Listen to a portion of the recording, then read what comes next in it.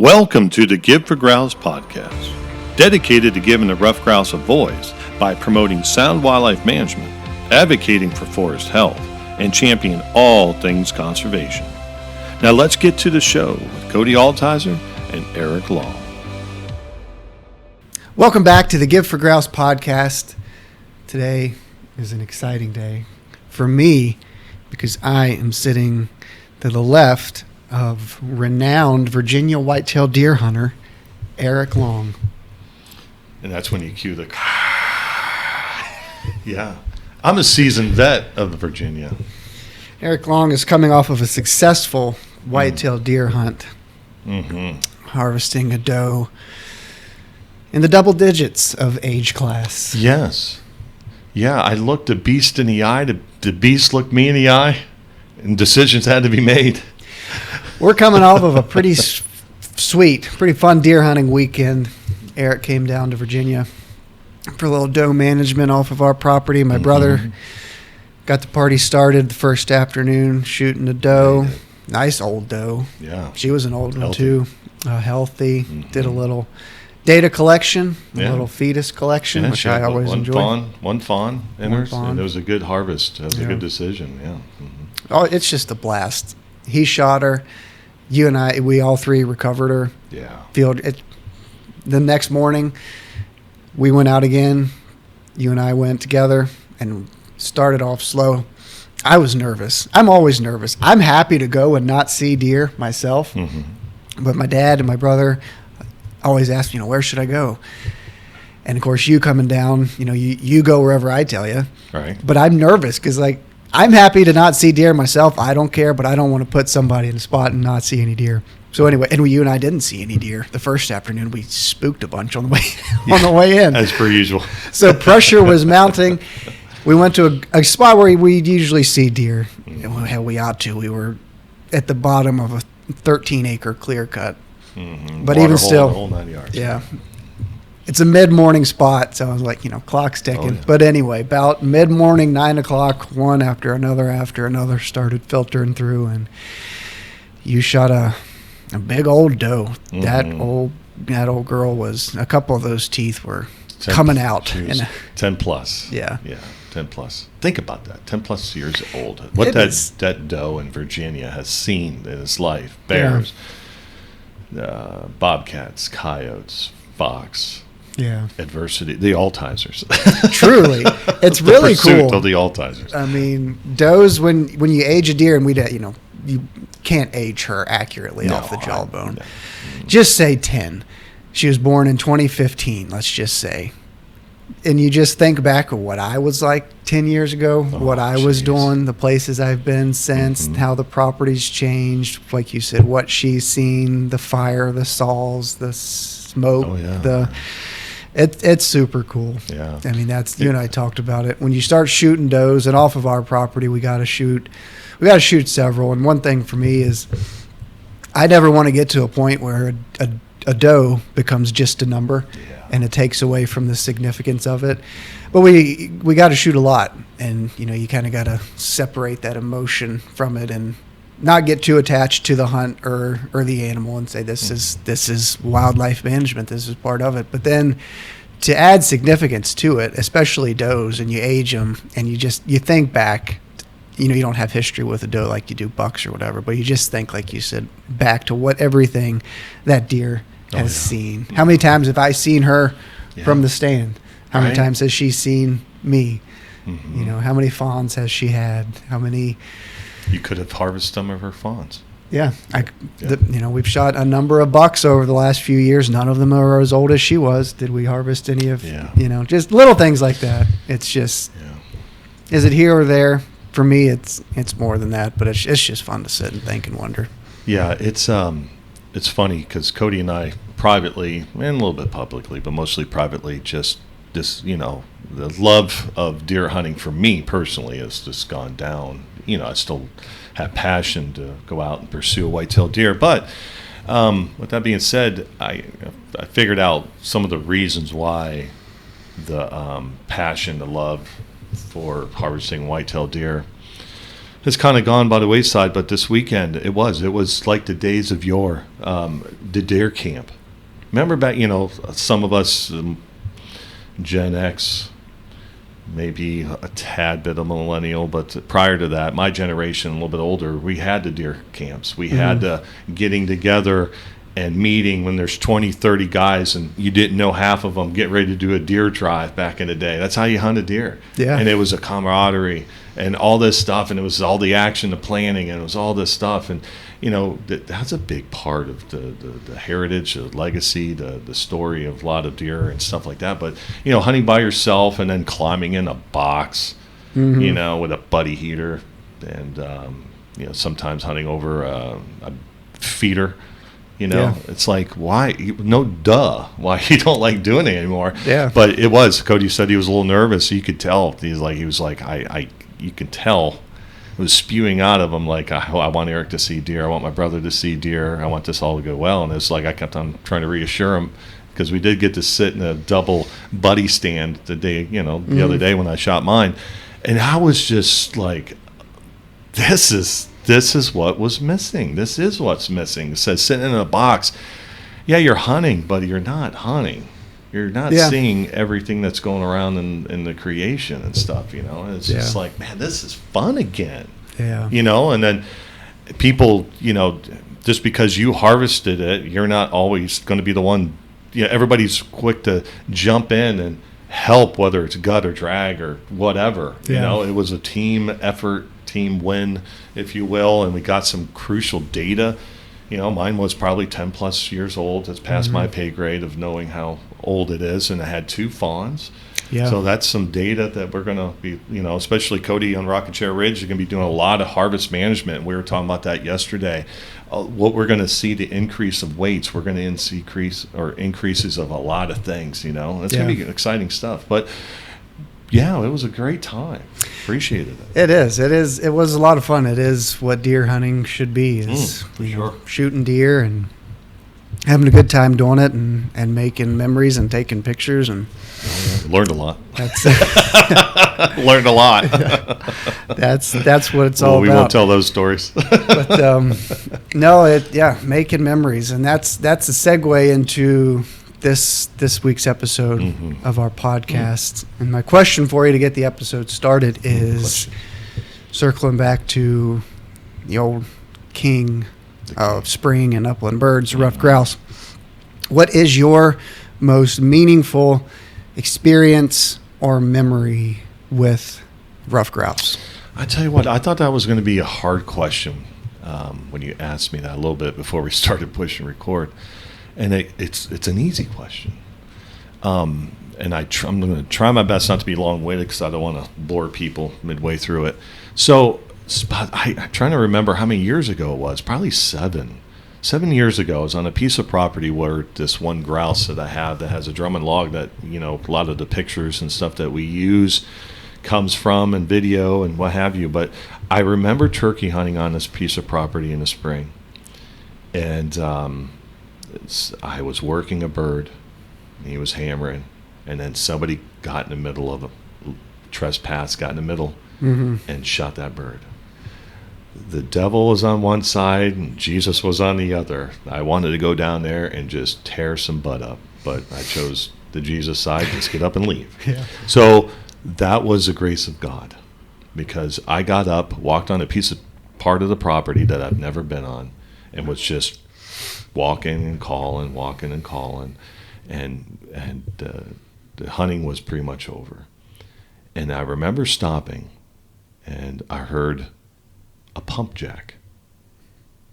I was like, I don't think there's pump jacks working. These are all old wells. And I stopped, and I heard it again. I said, that's got to be a pump jack. That can't be what I think that is. Yeah. And I knelt down, and sure enough, I was like, that is a grouse. Oh my God. I don't know the last time I heard a grouse. Yeah. And I remember just sitting there soaking it in. And I had to share this with somebody. I do remember, I think I called you, but as per usual, he doesn't pick up. So I called the second person that I thought of that would appreciate what I was hearing. So I called this guy named Dennis Olin.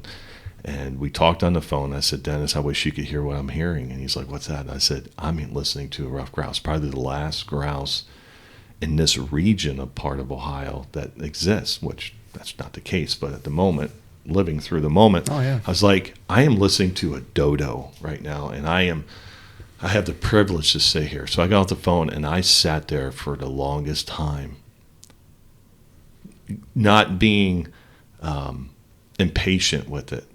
Like, oh, that was great. I listened to it for a while and move on. No, I sat there. I'd lean up against a tree and just listened until I stopped hearing it, because that might have been, and I tried to quickly put that in my memory bank to remember. Oh, yeah. And that's what started all, because I think I talked to you afterwards and stuff, and it's like, how about we put a camera? I'm going to go find this thing and put a camera on it. And we still have those photos, because didn't think put on video. We got photos of that grouse drumming. Luckily stumbled on. I put cameras on 2 logs or 3 logs, and 1 out of 3 hit. And I remember we were ecstatic, like, we got a grouse, And that was still, grouse was still not on our radar and stuff. But no, that was my memory, hearing what I thought was going to be the last time I ever heard a grouse drum. And you can tell on my face, I can just see it. I can see it. I remember I could take you to the tree, I think, that I was leaning against, listening to those. And there was 2 grouse actually drumming at the time. And it was like, man, I am listening to a dodo. Yeah. Yeah. How about you? I rambled on. Oh, I got a couple. I asked you, I had the question in mind and asked you, and I was trying to think one. And, each, I have a 1A, 1B, 1C. I mentioned it in the first episode. Our property, Rockin Chair Ridge. I went for a walk one day when we were in the process, thinking about buying it. We weren't, no offer or whatever. It was a piece of property right next to ours, so I took a walk on it one day, hoping to find a sign that, was a sign from God that, push us in the right direction, that this was the right thing for us to do. And again, same thing. I flushed 3 grouse. I wrote about it in the journal, January 21st, 2019. I could take you to where the little stand of pole poplar was, where I flushed all 3 of them. I could take you to that exact spot. So that one will always come to mind, because that was what started Rockin Chair Ridge, our property and our family's story with that piece of land. It was all thanks to a ruffed grouse. That comes to mind. The second one would have been 2 springs ago. Grouse had been, on the property here and there. It's funny. I think I've showed this to you. I got a video clip of my brother. He and I were hunting together in a ground blind on a food plot one day. There's no cell phone service on the property, and he had a text message come in. He had to leave and make a phone call, an important phone call, family matter. So anyway, he literally ran to the top of the mountain where he had cell phone service, and he was layered up in deer hunting clothes, and he stripped down to very little clothes. Anyway, he's running out the logging road to make his cell phone and flush a grouse. No. So anyway, there were grouse, and there were moments of experience flushing grouse, hearing grouse throughout all that. But then, you found your grouse, started filming it, and, established that connection and started developing that history and story and learning about it. And then, but throughout all that, and there was a couple years, not to say there were no grouse on our property, but from the time you started filming yours and found yours, I didn't hear any. So there were a couple years where I didn't have any experiences with grouse. So I was a little like, are they gone? Where did they go? And they very well could have still been there. I had no proof of them.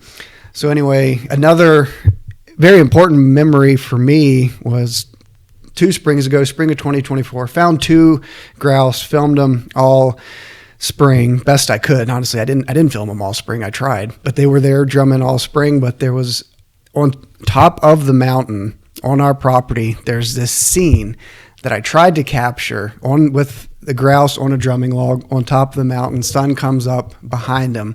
I went up there a couple dozen mornings trying to film and photograph this scene, where if I would have captured it, it would be just stunning. A ruffed grouse drumming on a moss-covered log with the sun coming up behind it. It was just beautiful. Never did have that happen, unfortunately, despite my best efforts. But one of the mornings I went up there, I had my little ghillie suit ground blind. Knew where he drummed on a handful of different logs in that area, which made it tough to film, but picked out a little spot to sit, put my camera up, head under my little ghillie suit. And I think I heard him he was kind of roosted up in a redbud right beside me. Oh, so I get in, well before light comes up, I get in, get settled, and then I hear something up in the tree, and I don't really give it any mind as to what it is.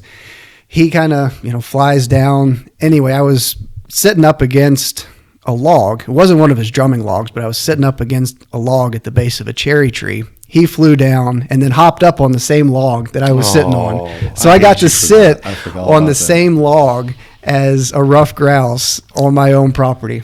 He was, I don't know, maybe 2-3 yards, 8-10 feet away. Not far at all. Still. And I'm looking at him, and I was just begging him to drum, to be sitting on the same log while he would drum. He never did. All about that.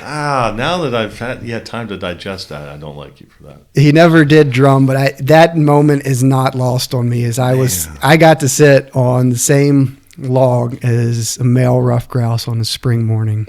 I think another thing for you is we were on Habitat podcast, and Jared asked. We were kind of joking before we started recording it, and I think we mentioned a little bit while we were recording it about bucks using the drumming log. We were joking around saying that is the new way to attract white-tailed deer is drumming logs, because these logs, I looked at my phone this morning and my cell camera. There was a year and a halfer and a bunch of does and a 2-year-old at the log last couple of days, But I'll let you finish that. Yeah, I put a camera back in September on that same log that I was trying to get this footage and photo of this grouse a couple springs ago, because historically that is a drumming log for that grouse or another one. And I put a camera back on that log back in September because grouse drum a lot during the fall. Adult grouse, like your grouse who has been there for a couple of years, he drums a lot during the fall because young grouse, juvenile grouse, they disperse during the fall. So little teenage male grouse, they're leaving mama looking for their own drumming log, looking for their territory. So if they find it, they set up shop, they drum to say, hey, this is mine. Adult grouse who've been there for a year or two, they say, I already called dibs. Stay away. So I put it up during the fall to see if anything claimed it. Unfortunately, nothing did. No grouse there this fall, but I did get a picture of the buck that I shot at that drumming log a day and a half before I shot him. And a day and a half before you harvested your buck this year, he was at a drumming log. Yeah. You got a picture. I know, knowing you and how philosophical you are about everything. And then you having a picture of the buck you harvested at the log. Come on. It was super cool. And I'm not going to sit here and pretend like I expected it to happen. But the thought crossed my mind, because where the drumming log is where mature bucks typically bed. It's bedding habitat up on top. Everything. It checks all the boxes for mature, and multiple mature bucks have bed up there. So I was, after I shot the buck, which was middle of November, I didn't check this camera until after Christmas. I was like, it stands to reason that he could. Yeah. How cool would it be if he did? I didn't expect it, but I wasn't all that surprised. But what is interesting, I didn't get that many deer, which makes it all that more special that he was there. I thought it'd be just deer, but no, he walked. There were a few does a couple minutes before. It was like 3:00 in the afternoon, and then. So he was, bumping does, looking for does, but it was super cool. And then the final one is this past spring. This will kind of transition into our property and how we're managing it for grouse and this, that, and the other. But we're planning a pretty big timber harvest across our whole property within a couple weeks. We'll be cutting about 70 some acres. Where we have grouse, historically. Some historic context about it is that part of the property, before we owned it, was clear cut probably 35 years ago. I would have paid money to see the grouse up there 10 years post clear cut, because it's all pioneer species response. If you can imagine that after a clear cut, just poplar saplings Yeah. out the wazoo. Yeah. And there's still little pockets where, you can, and they're pole size now, but if you could just go back in time, it was probably just covered up with grouse. I bet it was. But now there's still grouse up there, but they're just hanging on by a thread. Yeah. I feel like in terms of quality habitat, but the timber isn't marketable. Like I said, it's the majority of it is pole size poplar. It's not marketable. No. So we're in this weird middle age, and ever since we've bought it, I've been unsure of what to do because it's not good grouse habitat. It's not good wildlife habitat, but it's from a timber standpoint, it's not marketable. Best thing to do for the biggest return on it would be to continue to let it age for another 10 or 15 or 20 years and then do a cut. So it's been in this weird middle-aged phase where I've been unsure what to do. Finally, this past spring, I was like, you know what? And I've never made management decisions based on finances first. It's always been wildlife first and then the financial return second, but still you're trying to be responsible with how you're managing your property. So anyway, back during the winter, I was like, you know what? This part of the property where there are grouse, where it's laid out very well for grouse to do very well, we're cutting now. And, we've made the plans. Everybody's on board. But even still, I'm like, is this the right thing to do? Should we be cutting this timber? It's really not ready for it. As a landowner, that responsibility comes with a pretty heavy weight. You're wondering if I'm doing the right thing. And all throughout the last few years, been doing a lot of management up there, invasive species, doing some little patch clear cuts, some crop tree release for grouse specifically. But even still, I'm like, is cutting right now the right thing to do? Don't know. Anyway, fast forward, long story short, I was back there during the spring, and I've mentioned it before, but saw a grouse hen, and about 10 grouse chicks. So I was like, you know what? And maybe it was just a hen and 10 grouse chicks, but to me, that was a sign. It's like, you're doing the right thing. Move forward with the reason you're doing this is for the right reason. It's right in front of you. There are grouse up here. Do the cut, even though, it may not be the best timber or whatever.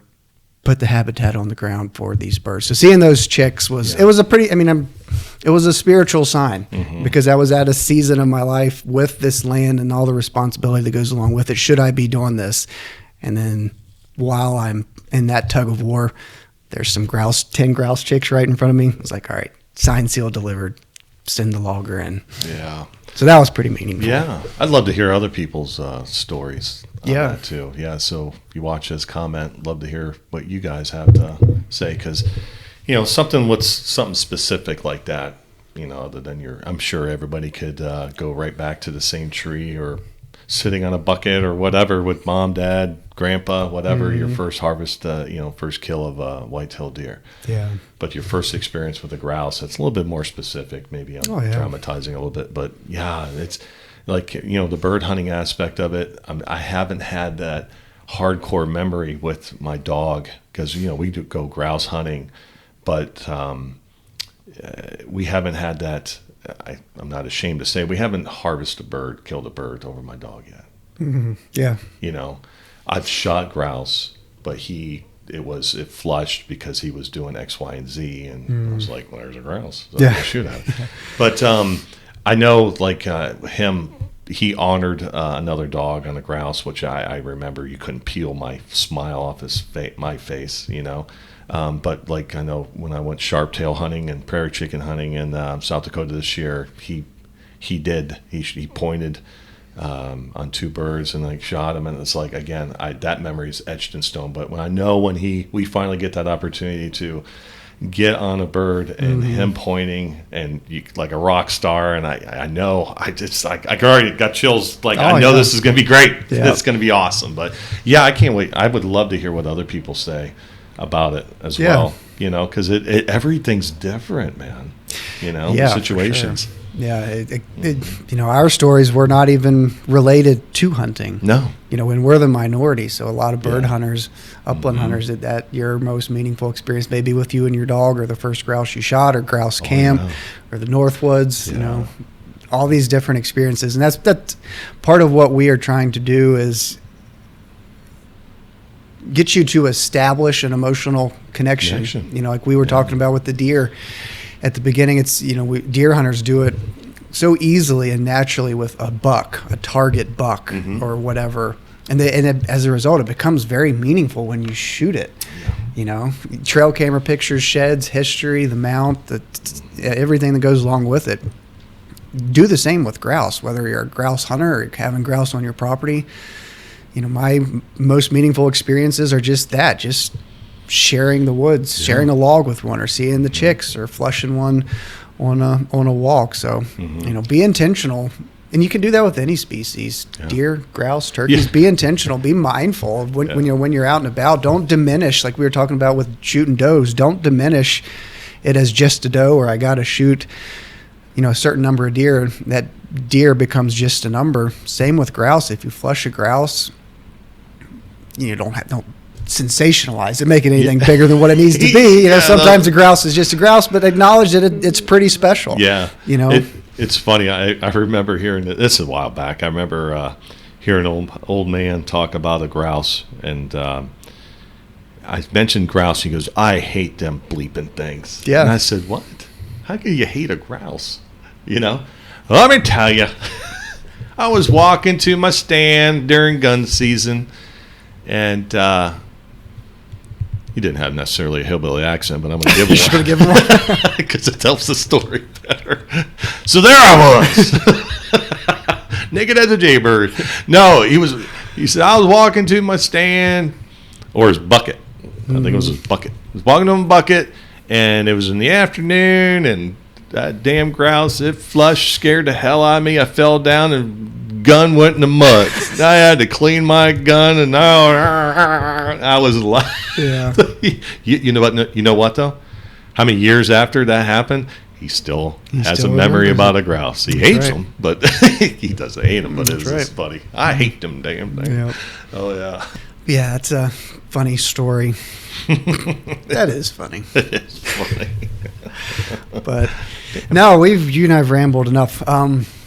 That's what we ought to do. Is just sit and tell stories. That's what we ought to do. Is just sit and tell stories for gather around, kids. Gift for Grouse podcast. But no, today, and maybe this will honestly be quite a bit of storytelling. We thought we would introduce my property, Rockin Chair Ridge, and kind of the history of ruffed grouse on it, more or less. You know, the decisions that the type of habitat that we have, how we're managing it for grouse, what I've done in the past, you know, how we're going to be managing it moving forward. Just, I don't know, with grouse, especially in Appalachia, I think is really interesting. I'm excited to talk to some foresters and some grouse hunters because I don't think it's just exclusive to Appalachia, but down here you see grouse in so many different habitat types.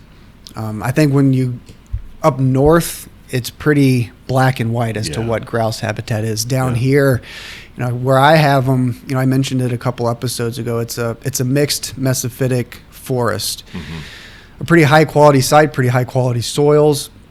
It's a pretty high quality type of response in terms of native plants. And that's where grouse historically do really well, because you get such a diverse plant response, understory, native vegetation, and then tree species, tree composition. But oak hickory in a drier, lesser quality site, ruffed grouse can do quite well. They do well in laurel thickets. Yeah. They, you know, in some seasons of their year, you know, lowland, wetland, or not wetlands, but lowlands, wet soils. Wet soil. Yeah. It's so anyway, so the more that we learn and the more that we discuss grouse habitat and where to find them and how well they do, I think across the board, we just become more informed and can make better decisions, and not to say, oh, well, that's oak hickory, that's a drier site, you know, we're not going to get a very diverse response in terms of plant community there. We'll just write grouse off the board. Well, that's not necessarily true. Yeah. So anyway, we'll introduce Rockin Chair Ridge and the ruffed grouse. Yeah. That's funny that you said that, because about seeing grouse where you see them down here, it's like he put the hammer on the nail when it comes to, like, let's say Ohio. There's a certain cover type that you're going to instantly walk to, you know, hear, see, whatever. Pennsylvania, same thing. I'm sure Michigan, hands down, But down here, we were driving down the road the other day, and you said, "This is where I saw that grouse." Yeah. And I said, "No, this is where you hit your deer." I was with you. He goes, "Yeah, that's the same spot." And we both were like, it got quiet for like a second or two, felt like forever. We're looking around like, why was I here? Where do they live? This is kind of an open woodland here, But could have been a young male looking for love in all the wrong places, and a thunderhawk came down and killed it. Who knows? Right. Or Cody might have hit it and didn't tell anybody. That's but right. anyway, yeah. So no, it is. It's funny the places that you point out, and the gentleman that you work with, doing work for video work and stuff that he sends you pictures and tells you about, and as well down here, the places it's a little bit more of an opportunity. Is that what I say? Would I be correct in that? Maybe wrong, but yeah. I mean, and that's the thing. It's like at Rockin Chair Ridge, we talked about it. We dabbled with it in other podcasts and stuff, and I'm sure you've heard us before, but. Cody's place, and as he dives deep into his place on this podcast, but it's unfortunately a small grain of sand on a big giant beach. Mm-hmm. But that should not stop you from doing X, Y, and Z, and doing it and learning along the way, so you can share with others and stuff. But yeah, Rockin Chair Ridge, obviously I'm going to sit back and listen as well, but it is a special place. Being on there last couple of days and having a hand in some of the burning and some of the management activities as much as I possibly can with my time. Man, it's exciting. It really is. It's a cool place, especially what it is now. Mm-hmm. My claim to fame, not my claim to fame, but I'll brag about it to anybody who will listen. And our property now is pretty unique because it kind of starts in a mountain valley and goes to the top of a mountain. It's 330 acres where the grouse is in a mixed mesophytic forest, which is interesting because it was clear cut probably 35 years ago.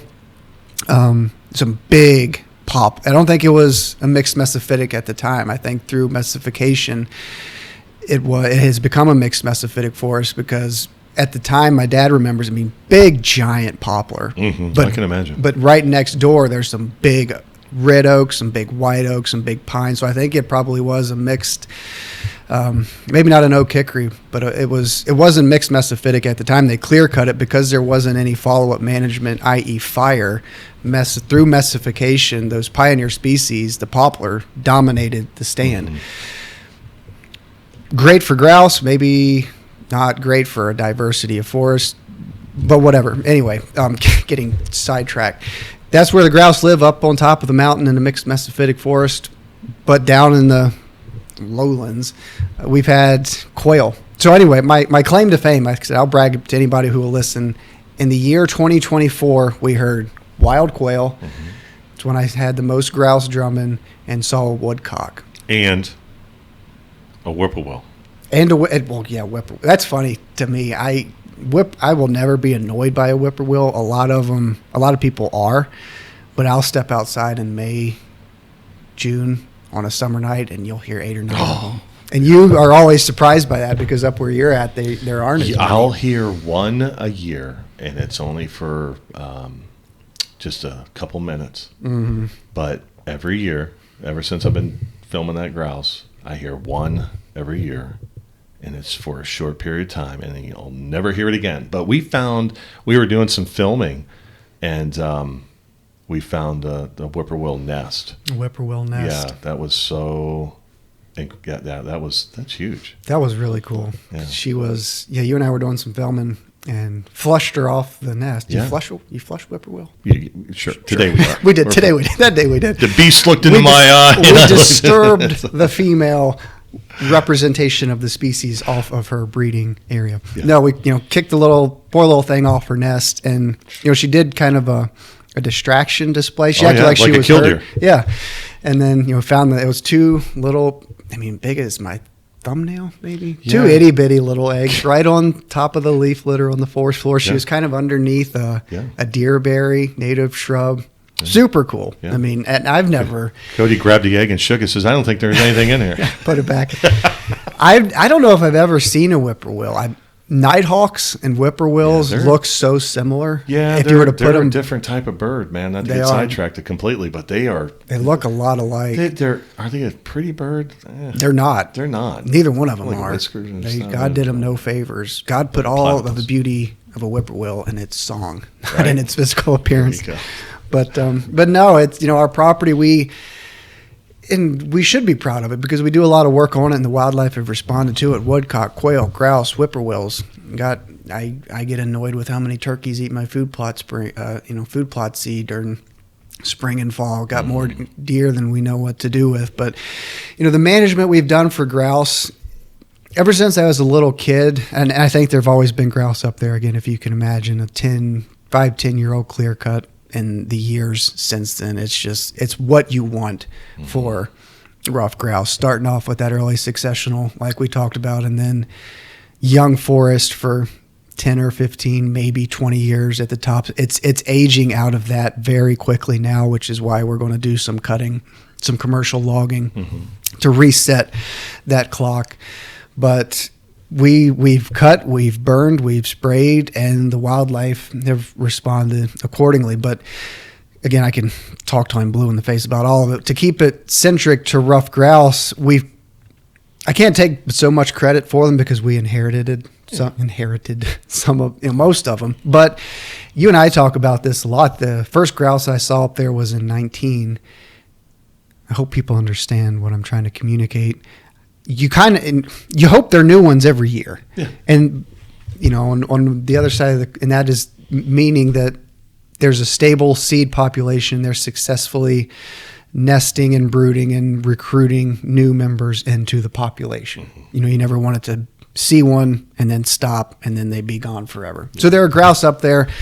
We're creating a habitat for them, and they're also coming in from the neighbors, and surrounding habitats for sure. But all that to say, the grouse we saw in 19 are no longer there, unfortunately for them. Like more the chances are their time has come and gone. So, we're recruiting new birds onto the property and into the habitat. And the habitat that's up there, candidly, I can't take credit for a lot of it because a lot of the habitat that's there and the seed population of grouse was done from that clear cut many years ago. What I can take credit for is the micromanagement that I have done on a relatively, we've managed acres, but not a lot of acres in terms of putting a lot of habitat on the ground for ruffed grouse up there. I've done probably 3 or 4 acres of patch clear cuts, and this is what's been an interesting part of the process for you and I is there were grouse there, but even at the time we knew that the property needed some management. So we were, again, unsure. Do we go in here and wipe the slate clean, take habitat off the table that grouse are using? It was something that you and I struggled with because, one of the patch clear cuts that I've done was where that I flushed those 3 grouse that day. It wasn't good grouse habitat for them. So, that was a struggle. It's like grouse are here, but the habitat's poor. So do we take habitat off the table? Is it a step back for 2 steps forward type of approach? So we've done some patch clear cuts, which have responded pretty well. Invasive species control, which I don't know. It's hard to measure the success of removing invasive species, but when you see grouse chicks using an area where you've sprayed out stilt grass in the past, it's all the motivation to keep at it, and that's a pretty cut and dry example is to say, hey, your management's working in terms of removing invasive species, creating space for native habitat, native vegetation, that a specialist species like ruffed grouse needs on a day-to-day basis. Let me ask you a question. I'm going to be interviewer here. Oh, boy. For those that, listen to us or, want to do some of the things that we're going to be talking about, let me ask you this, because not everybody has a piece of property to themselves. You got a father, you got a grandfather, you got a brother, you got a cousin, you got a best friend from high school, best friend from elementary schools. And I've seen as a consultant a lot of friendships just disintegrate over one specific deer. I've seen father-son relationships just disintegrate over a single deer. Management decisions. Try doing a consulting job on a hunt club when there's 300 members. Yeah, those usually go good, right? Yeah. Because everybody has a decision, everybody has an opinion, everybody's direction is not your direction. So let me ask you this: for those that want to do something like Rockin Chair Ridge, because you own it as a family, how difficult? What challenges? What challenges are people going to have with family members or whatever? You see what I'm trying to say? Like, give people a warning, like, hey, Rockin Chair Ridge is doing this.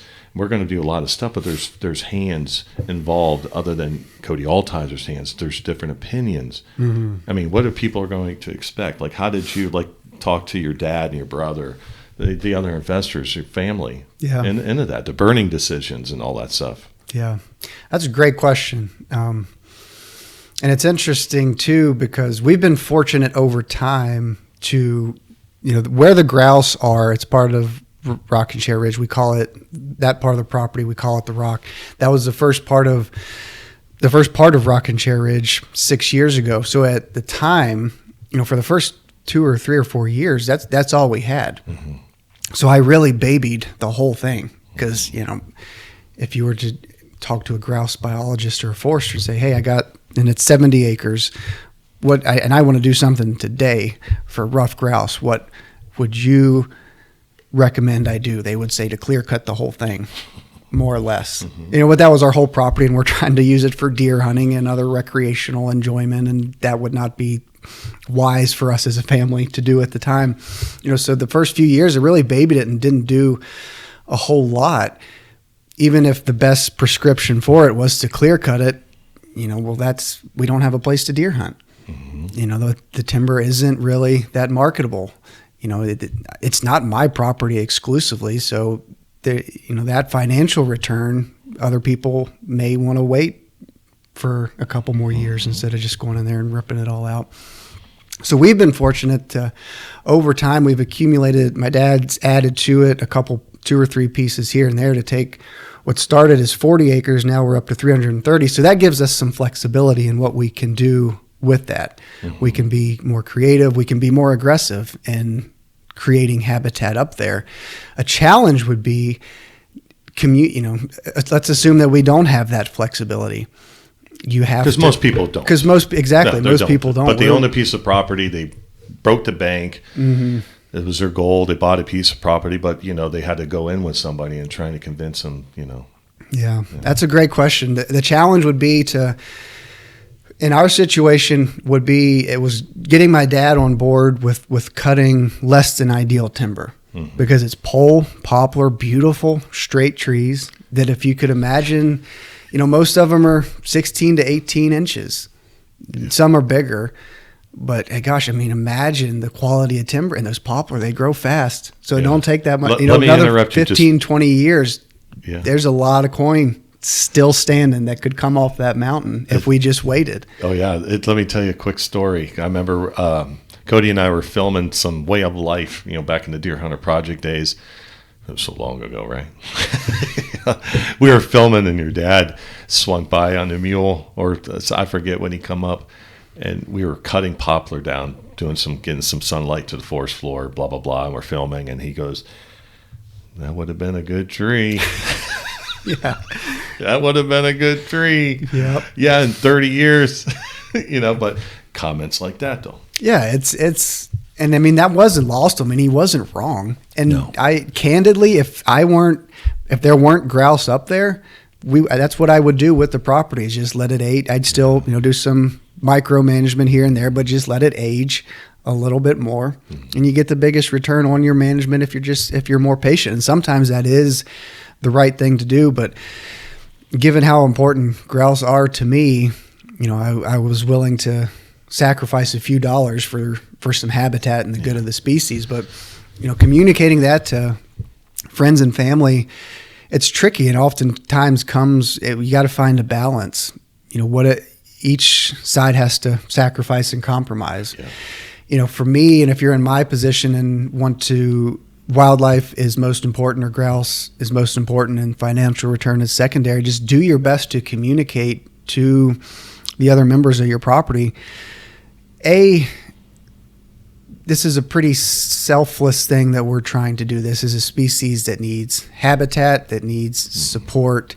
You kind of have to look at it that way. And I mean, not to be dramatic, but say this is something for the greater good. Yep.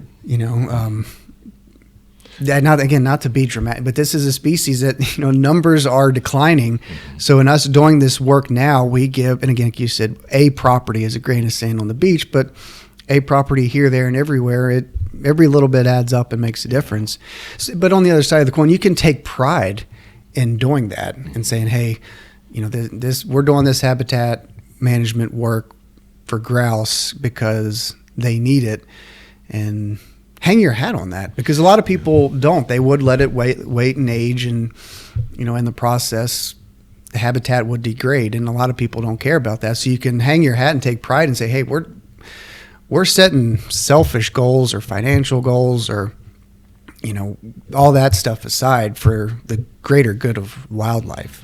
Would you say also, like you mentioned with Rockin Chair, the communication, your dad, your brother, some phenomenal people. I wish everybody could meet them. But it's communication, letting them know this is what we're doing and stuff like that. But I think, would you say in the whole process of Rockin Chair that, patience, being like burning.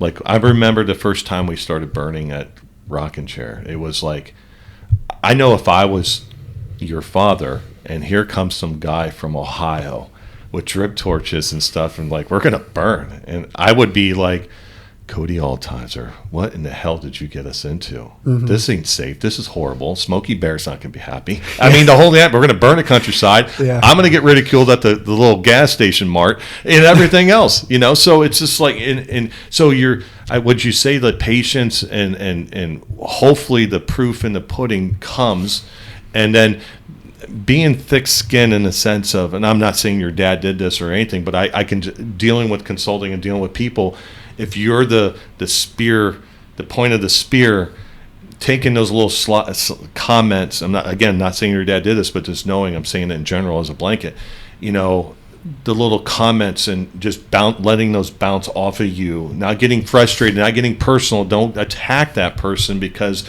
they're wrong. Yeah. No, this is going to, just letting it, being plain possum. Just let's lay down, take your hits, and just keep going. Yeah. And just in confidence, building on that, which is patience. Yeah. No, those are two great points. Number one is the proof is in the pudding type of thing. And that's, Dad has always been, and I mean, yeah, candidly, and Dad would admit this, like, way back when he was not a big fan of wanting to cut down a lot of trees. That's just the older generation's mentality.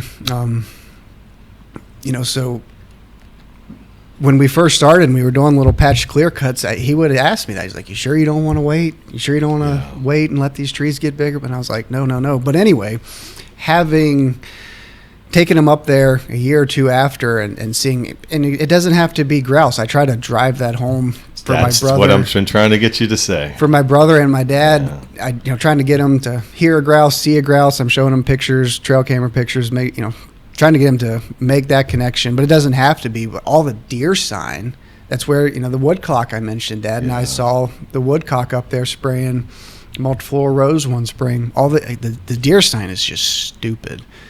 During the late October, early November, you can't walk 10 yards without tripping over a giant scrape or a big rub. But seeing the response, because even grouse, I mean, this in 2025, I can count on one hand how many times I heard or saw a grouse. Mm-hmm. So you have to have some faith in what you're doing. But for other people,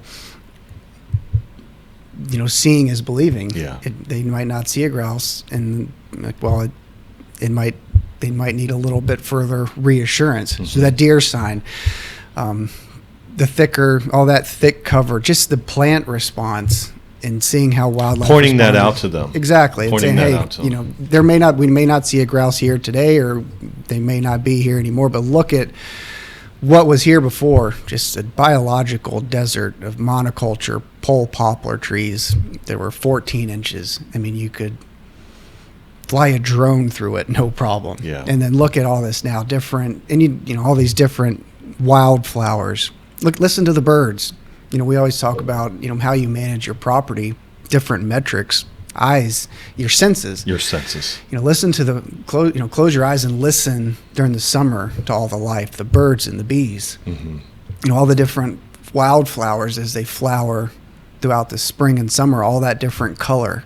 Mm-hmm. And then seeing, you know, obviously all the deer sign. Where I shot my buck was where we've done a lot of management, the woodcock. So there's a lot of different proof is in the pudding examples. You can say that we're doing this for grouse for sure, and they are responding to it, but you know, you don't see a grouse every day. But look at what we're doing. Look at all the positives. Look at the harvest as a result. that you're, the deer that you're harvesting and stuff. And I think also too is, I guess it goes back to communication and then patience and stuff too. But the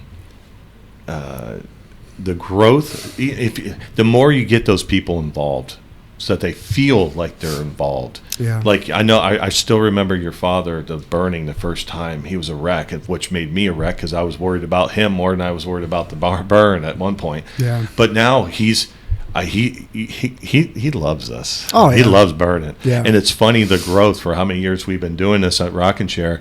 He's unofficially the burn boss, man. I mean, he's making the calls. He's involved. He's cognizant of what's going on, but lets us do our job.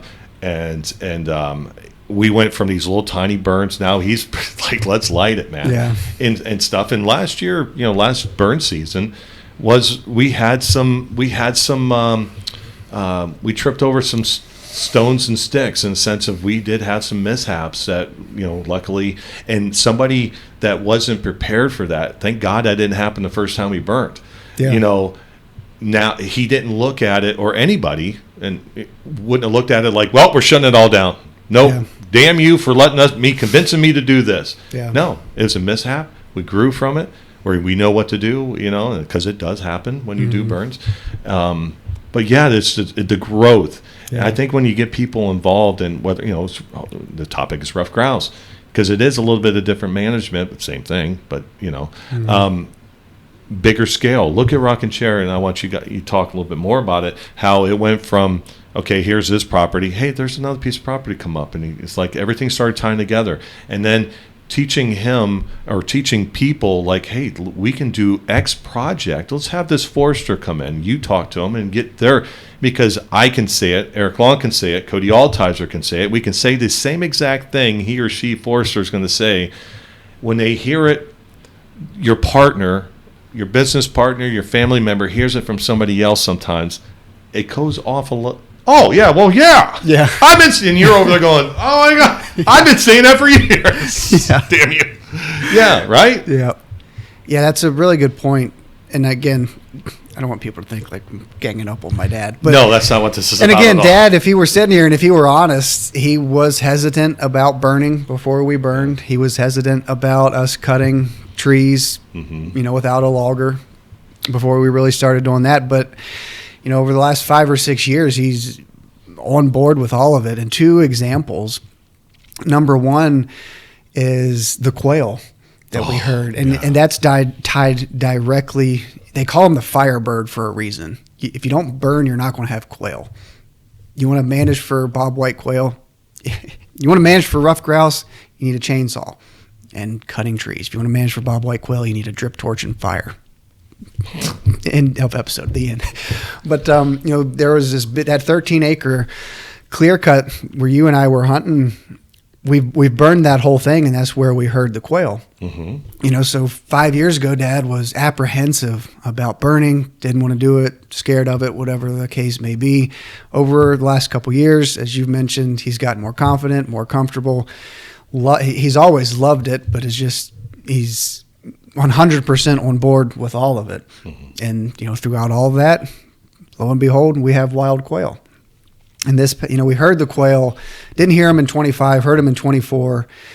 This past spring and summer, every time we were back at that clear cut, picking blackberries or whatever, Dad, you'd always hear Dad would be whistling for him. You know what I mean? Come on, tell me.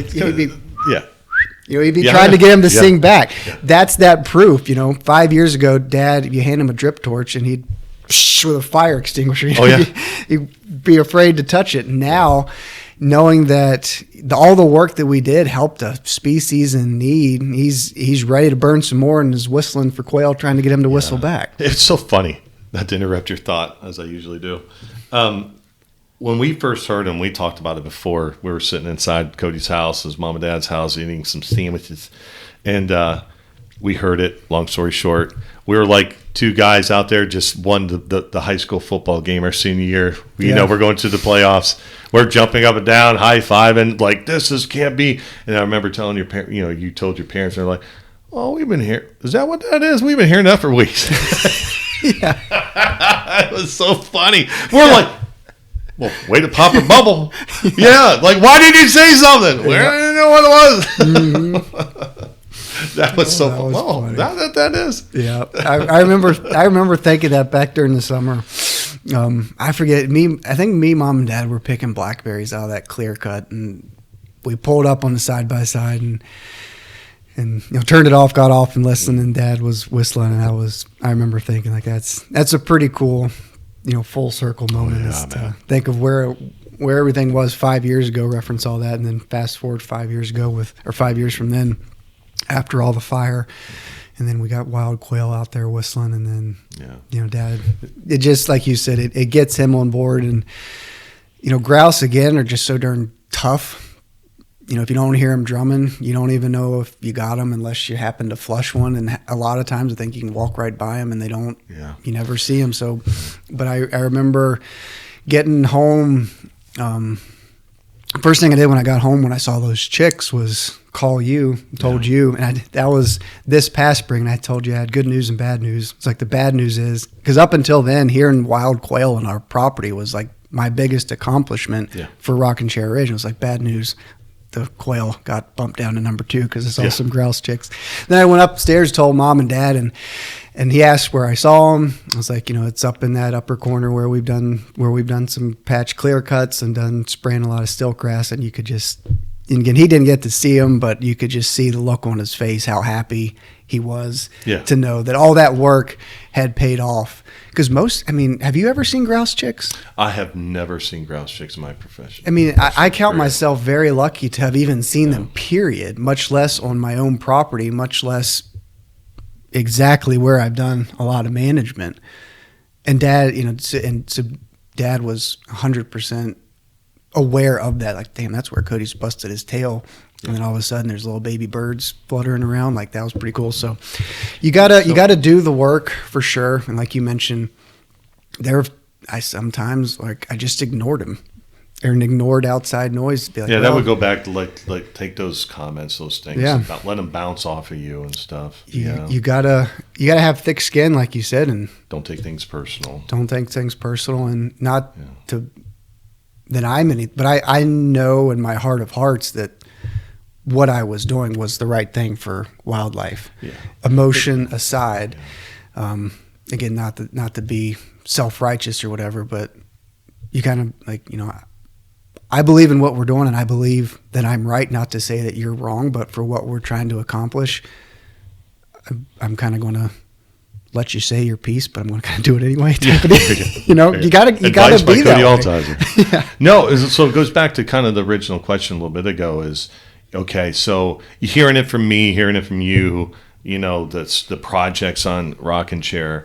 When you brought in different people to make that bigger dream, bigger goal on the property, come to life, that helped out as well, whether it's NRCS, whether it's, foresters and stuff like that.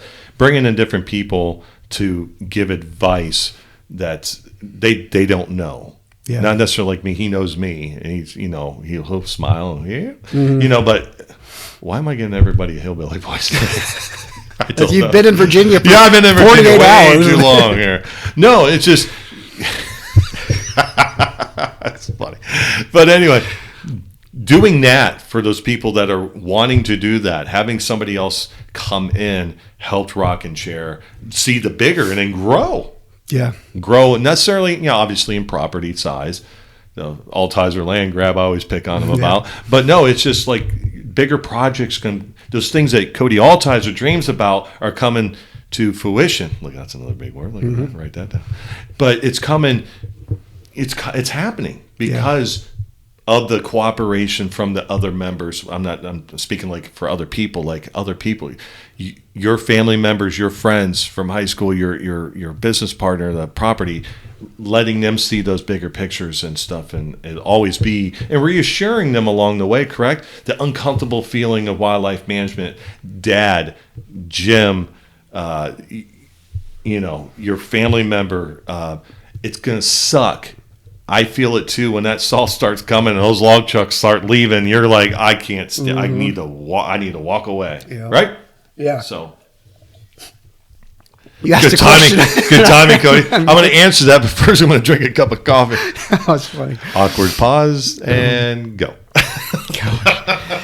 Yeah, I mean, and that's a big part of it is, and that's human nature, is kind of bringing in reinforcements to whoever you're communicating it to, give them more confidence in what you're doing is the right move. And on the other side of the coin, what? No, go ahead. No, and giving those people that are coming a heads up. Again, this is not. I'm using your family as the example, but it's not the example. Hey, you're the forester. Cody Altizer's a forester. I'm going to pull you aside, and I'm not going to make my partner or family member the bad guy. Like, hey, they're not on board with this. I need you to do the best job, people-wise. Yeah. To not convince them, but to reassure them that this is good. So giving that person, that forester, that logger, or whatever, a heads up, not making them the bad guy. Yeah. But go ahead. No, I mean, that's communication, like you mentioned, and that's an important part. And communication, being a good communicator is, I think people, when you hear, be a good communicator, it's one-sided. Being a good communicator also means being a good listener. Communication's a two-way street. Absolutely. And that's just another point for communication across the board, because, again, using Dad as an example, that I've always been expressing what I think we should do. And Dad's been apprehensive, or, a little, not, a little, should we, unsure.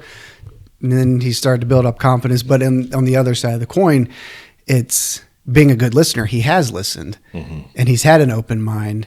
Oh, without a doubt. So communication across the board is, you communicate to them, this is what I think we should do and why. And then, on the other, that person on the other side needs to be open-minded and listening. And for me, and my dad, he fought fires with the Forest Service for a while. Worked for the Forest Service, grew up around here, grew up working at the paper mill. So he knows woods and timber and logging and wildlife. And there have been times, and I'm by no means a know-it-all. I hope people don't think like we're painting this awful picture, of this relationship with my dad and I, that I'm like beating him into submission that we should do this throughout all of it. And, in my defense, or I'm guilty of doing this, as we all are, you believe that everything you say is right. Right. And I'll go to Dad and say, we need to be doing this. But Dad's had some really good ideas too, and has more experience working with loggers, and I still lean. I mean, I'm the quote unquote burn boss when we burn without you. Yeah. But I honestly, and I think it's because he's my dad, but I still defer to him. Well, I think the confidence that he has makes you feel a lot better in doing X, Y, and Z project. I think that the confidence that you're on the same playing field. He knows what needs to be done, or the person needs to be done, and I think his confidence is spilling over. Like, I have faith in, he's saying to you or anybody that when you have this going on, when everybody's on the same page with projects, I'm not worried about what you're thinking, not worried about what I'm thinking, so that way we can get this done safely and correctly and everything else, you know. And I think that's where with outside looking in, without a doubt. And then your creativity, because of that, always a visionary. You know, when you bring up something, and now that time has passed, bear with me, now that time has passed, you can come up with like, hey, it might sound like a harebrained idea, but when he says, or that whoever says no or yes, it's not personal. Yeah. Because of it, because there has been this give and take throughout. When you build that relationship up of like, I do have a crazy idea. I was up all night and I thought, like, you know, hey, that north section up there, let's just rip it, you know, and it might just been a crazy idea. Yeah. Like, and I'm going to go to you like, what are you taking before bed, man? No, that ain't going to work. Yeah. You know? Yeah. So I think building that relationship, again, the communication and having trust and stuff. But the projects that you have going on, kind of switching gears here, is projects that are Rockin Chair Ridge, the future of it. I mean, who did you call? I mean, what are those projects? And like, you know, was it our NRCS? Was it the forest? You know, some foresters, local foresters, Ruffed Grouse Society forester, whoever came in on those projects? Mm-hmm. Well, we have a lot of projects. Yeah. Literally, and it's through the NRCS, and that's, you know, we're working with the NRCS. It's a cost share type of contract and program where we're receiving some funding to help do the work, but we wouldn't do, that's just icing on the cake, cherry on top. We'd be doing this if it weren't even part of the NRCS. But our NRCS contract, we signed a new one. Our first one ran out. It was a 5-year contract. It ran out this past spring. We started a new one this fall, and it was the biggest that this department within our region. It was the biggest one they had.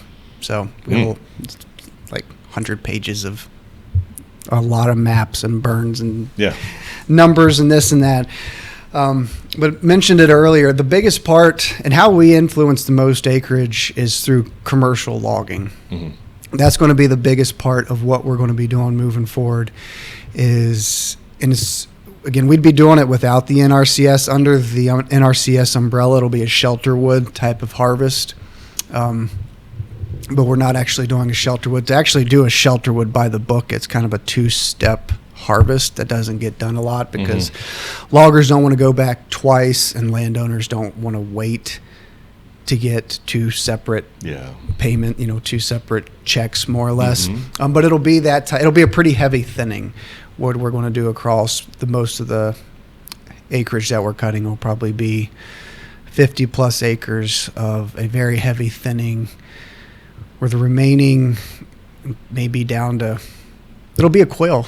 It'll be a golden wing warbler type of cut or a bobwhite quail type of cut. Looking a lot like a savanna basal area. Which is going to really diversify Rockin Chair pretty good. I mean, yeah. It'll be, if you can visualize basal area down to like 20 or 30 feet per acre. So not a lot of trees standing, but a lot of... It's a good thing we deer hunted. There ain't going to be no trees to lean up against. So that's a big part of what we're going to be doing moving forward. And then a lot of those areas will maintain with fire. And that's something that you and I will have to, we talked about it, looking at a map, not necessarily, we don't have to decide that right now, but because we're going to put so much habitat on the ground, we'll manage a lot of it with fire to keep it early successional, burning it on a rotation every 2 or 3 or 4 dormant seasons. Would love to start getting some growing season burns in there. Identifying those areas that we want to maintain with fire post timber harvest, and then identifying some areas that we'll let become young forest. Where we maybe burn year 2 post timber harvest to kind of stimulate a lot of the oak regen, to set back a lot of those hard softwoods, maples, top kill those maples, poplars, pines. They don't handle fire like oaks do. So maybe 2 or 3 years after the timber harvest, run a fire through them to help us manage what we want to actually manage for, set back what we don't, encourage what we do, and then just let those become young forest. And then, so that's a big part of it and that's wildlife management in North America is disturbance. cutting it, timber harvest and fire. We don't have the megafauna that we used to create those forest disturbances across the landscape. So we come in and cut, and to keep it in that early successional plant community that we want, which is good for grouse, but also deer and turkeys and golden winged warblers, all those songbirds, all those pollinators during the spring and summer. Nesting for songbirds, keep it in early successional, and then for grouse, identify those areas that will have to be patient with and let those little seedlings become saplings and saplings become baby trees, and then we'll have that young forest for ruffed grouse. Yeah, let me ask you this, tie things together here. Was it difficult? I know the answer to this, but I want people to hear it. Was it difficult, like, to reach out to the NRCS? Were they helpful to the foresters and stuff? Did they give you reassurance? Were they the right people? It's pretty broad, but were they the right people? Did they make your vision come to life with the work that they did? They did. They were very helpful. Yeah, and that's one point. At the end of the day, it's your land. Oh yeah, absolutely. But I've been very fortunate. I can't speak for the entire agency or organization. I haven't honestly heard any bad stories about the NRCS. Well, they're out there. Well, I'm sure they are. But again, they're pretty selfless in their approach. Yeah. They're there to help landowners and to incentivize. I guess they're part of the USDA. They're there to help create wildlife habitat, the foresters and the private lands biologists. They're not really there. One of the ones that I worked with, I forget where I was at or what we were doing, brought up deer, and he's like, well, we really don't make a lot of management decisions or write a lot of prescriptions for deer because they don't really need our help. Mm-hmm. All that to say, if you go to them with quail and say, hey, I got this piece of property and I want to have some bobwhite quail or create habitat for quail, they'll be wide-eyed and happy and enthusiastic to help. Mm-hmm. Same for grouse, same for pollinators or songbirds, and of course that management will help deer as well. But I say that to kind of prop them up and say they're doing it for the greater good. They're up to bat for the little guy, for quail and songbirds, bluebirds, monarchs, grouse. But in my personal experience, they've been super to work with. It's a similar process with any consultant. They come to your property, you initiate the communication. Yeah. You got to reach out to them and say, hey, I'm interested in ABC, XYZ, and then they'll do a property visit, and they come out, and it's you meet them at the front gate, shake hands. I'm Cody. You're Eric. What are your goals for this property? Mm-hmm. And then for me, as an example, say, hey, all wildlife, but here, ruffed grouse, here, deer, here, quail. And they're like, all right, let's get to work. And then they'll draw up a management plan. And again, if depending on your experience level or knowledge level or how much work you're going to be doing, for us, it's a collaboration. I've got a plan in mind with what I want to do, mm-hmm. and they understand and took that into consideration. But if you're just Johnny landowner who says, hey, I need all the help I can get, they will take the reins and draw up a plan and say, we think we should do this here. We can offer cost share for that. And these are these different programs and different projects, and mm-hmm. they can help you facilitate the whole process and get those projects started, whether you want to do them yourself or hire a contractor. They have a list of approved and certified contractors. Mm-hmm. I know Virginia does for foresters, prescribed burn managers, licensed herbicide applicators, aerial drone applicators. They have a list of recommended contractors. Yeah. So I can only speak to my experience with the NRCS mm-hmm. and the biologists and foresters, but it's been super the whole way. And be prepared when you call the forester onto your property and you're like, hey, I want to do this, I want to cut, I want to do this, I'm sold, let's do this.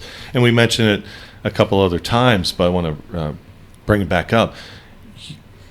It's so deflating to the point where because I've seen it in landowners' eyes as a consultant.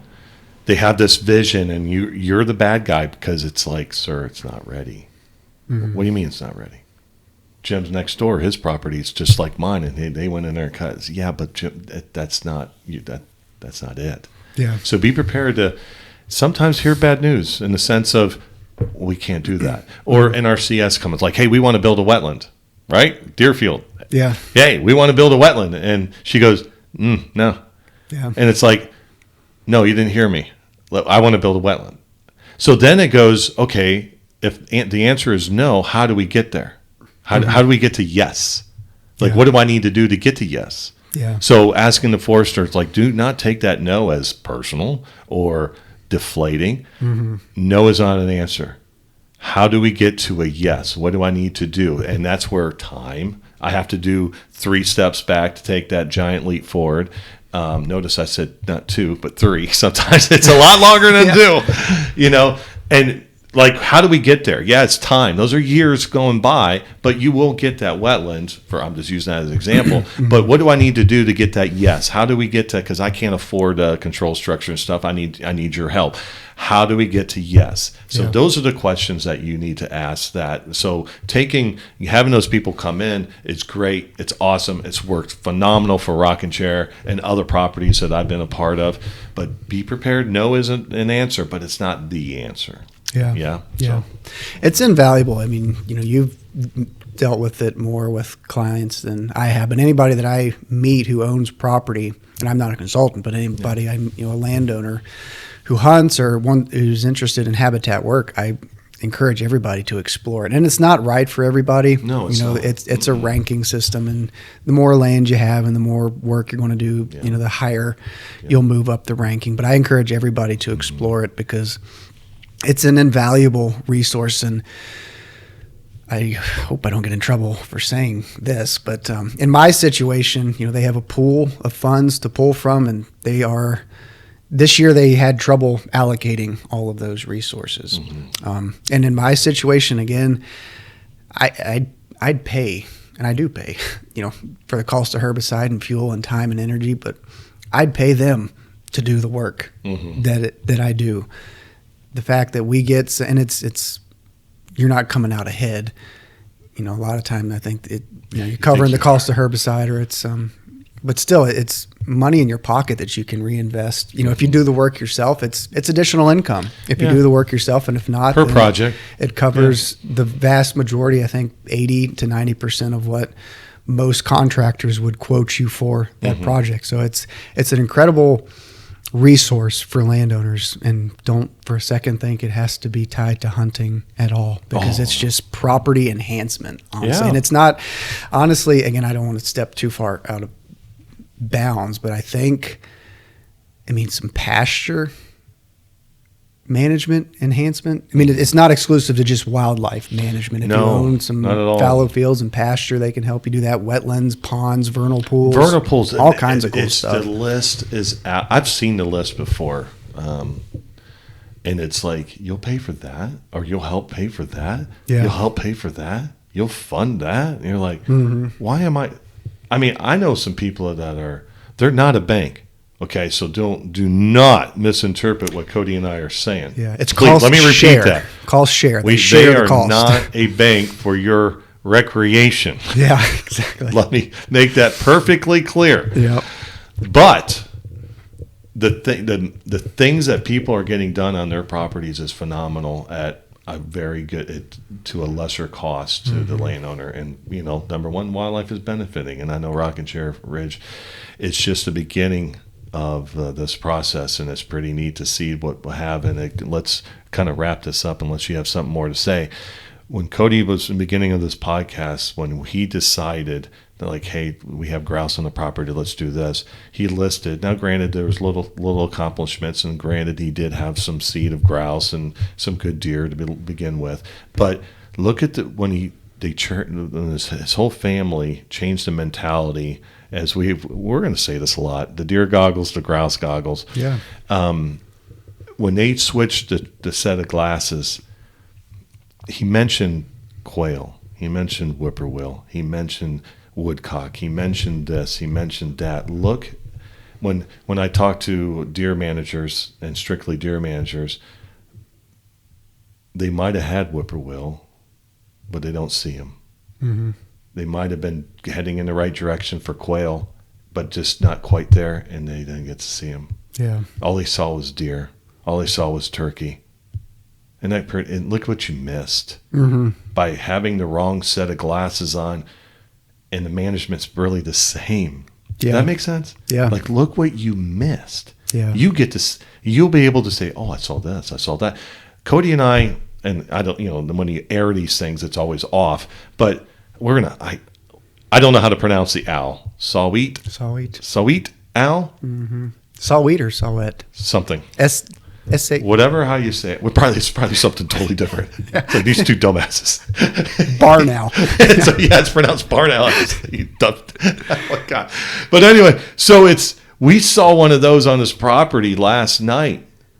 And it's like, if you look up the bird, it's a fierce predator. It's the size of a cup, but we got to see that. Yeah. I mean, think about that. Yeah. By switching the glasses, you get to see the world. Yeah. Man, come on now.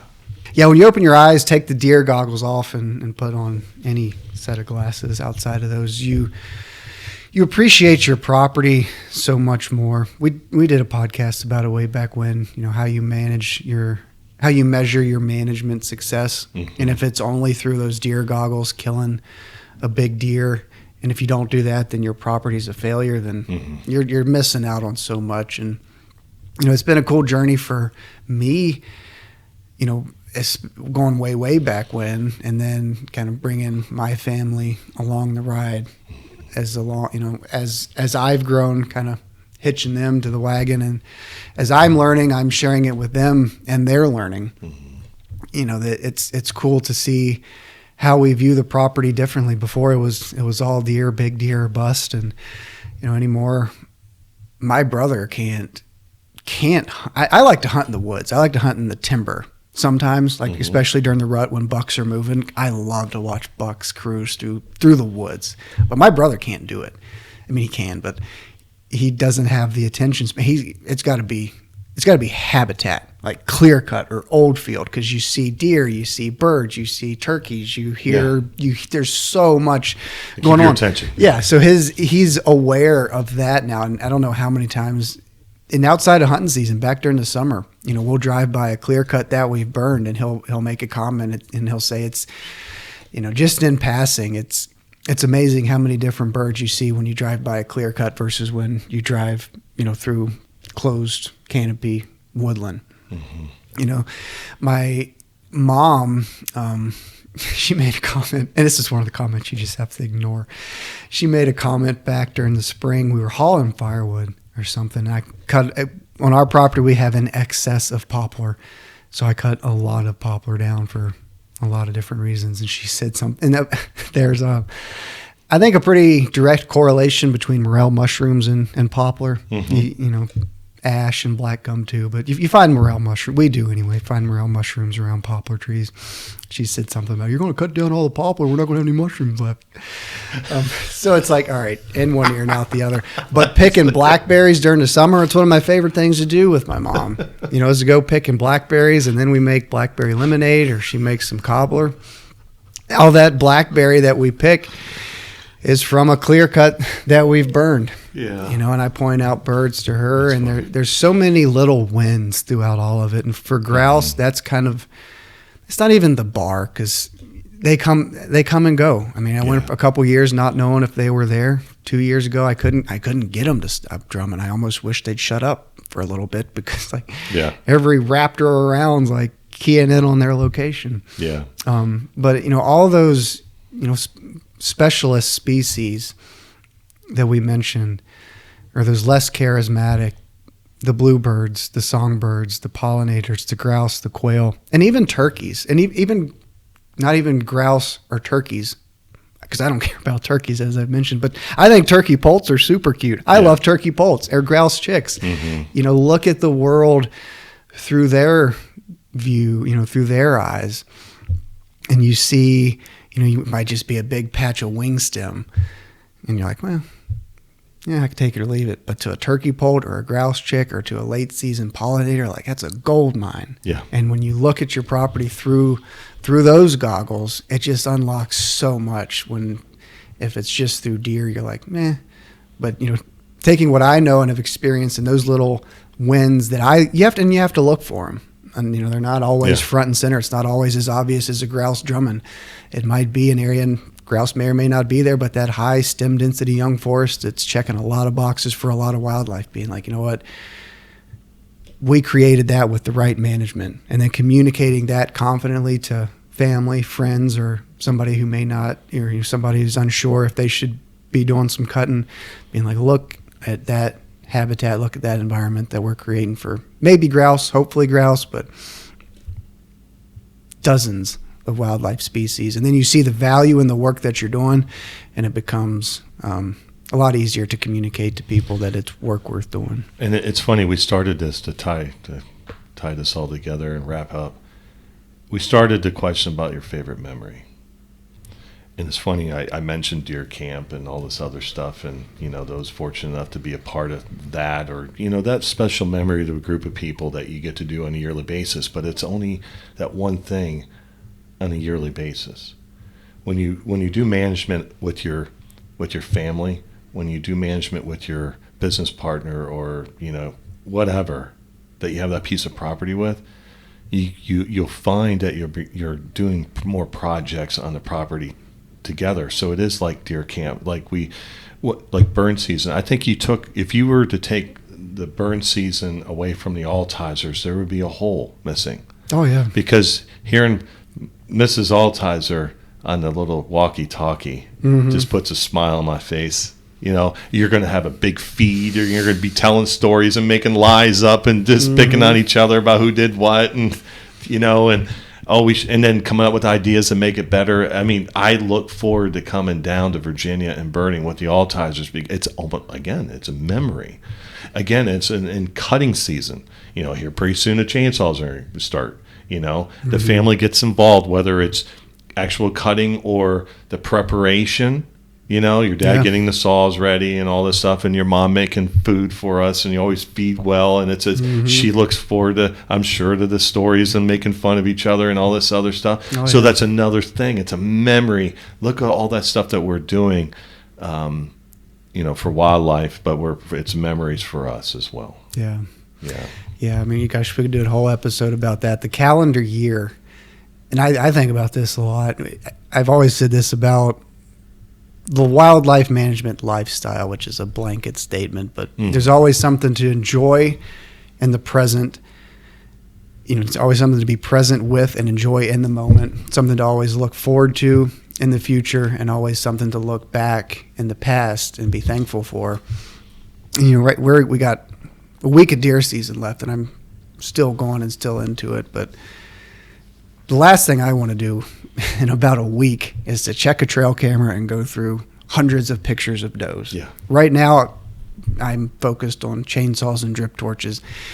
All that to say, I squeeze as much out of each season sponge as I can, to the point where I forget. I honestly forget about what comes next, because I try to be so present in what's going on now that every new season is new, because I've kind of forgotten about it.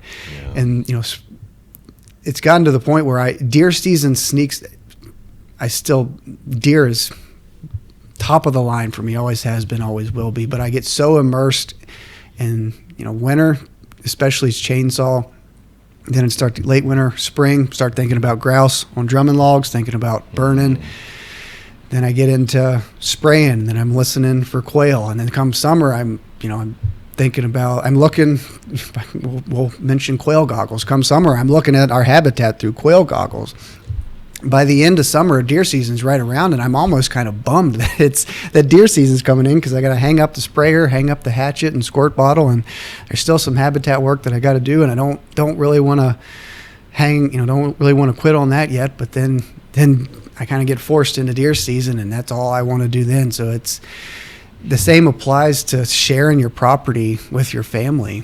My little nephew, he was been on a burn. He loves to throw rocks in the water holes, and he loves to go on burns and pick blackberries. And there's, like you said it well. I mean, the more hands-on work that you do, quote unquote, for wildlife, or more opportunities to spend time with your family and creating those memories. And I'm right now, my nephew, went hunting with my brother yesterday. My brother and I went a few weeks ago, and while I'm doing that's all I'm thinking about.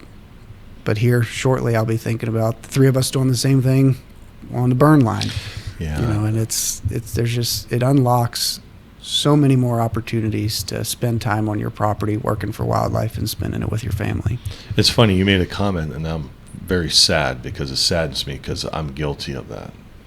Not enjoying the moment. Mm-hmm. It's kind of a broad statement, but I criticize my son because I see my son doing that. It's like, son, be appreciative of where you are, where you're at. I mean, just like, I don't want you ever to be content. Yeah. Because that's boring. That doesn't drive you. But at the same time, wherever you are, appreciate it.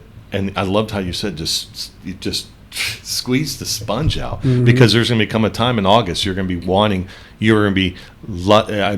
craving. I almost said lust. You're going to be craving. You'd be lusting over a chainsaw.